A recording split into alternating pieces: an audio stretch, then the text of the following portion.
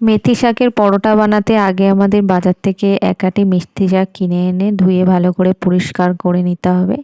তারপর মেথি শাক আর 4টে কাঁচা লঙ্কা আমি মিক্সিং জারে ভালো করে বেটে নিয়েছি।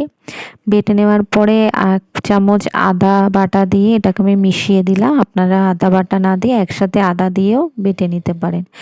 তারপর যতটা আমি পরোটা বানাবো সেই পরিমাণ ময়দা নিয়েছি। ময়দা নেওয়ার পরে তাতে নুন দিয়ে আর পরিমাণ মতো সাদা তেল নিয়ে ভালো করে ময়দার সাথে মিশিয়ে ময়দাটাকে তৈরি করে নেব। তারপরে যে পেস্টটা বানিয়েছিলাম সেটা এই ময়দার মধ্যে দিয়ে ভালো করে ময়দাটাকে মেখে নেব। এর মধ্যে হয়তো জল প্রয়োজন হবে না, এই পেস্টটা দিয়ে ময়দা মাখা হয়ে যাবে। একদম ভালো করে ডো বানিয়ে নেব। তারপরে লেচি কেটে কেটে আমি ময়দা বা আটা দিয়ে ভালো করে পরোটাটা বেলে নেব। আপনারা ময়দা দিয়েও বেলতে পারেন, আটা দিয়েও বেলতে পারেন।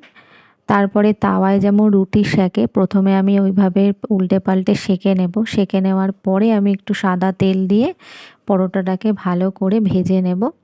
ভেজে নেওয়ার পরেই আমাদের রেডি একদম গরম গরম মেথি শাকের পরোটা। আপনাদের যদি রেসিপিটি ভালো লেগে থাকে তাহলে প্লিজ আমার চ্যানেলটিকে ফলো করবেন, লাইক করবেন, শেয়ার করবেন।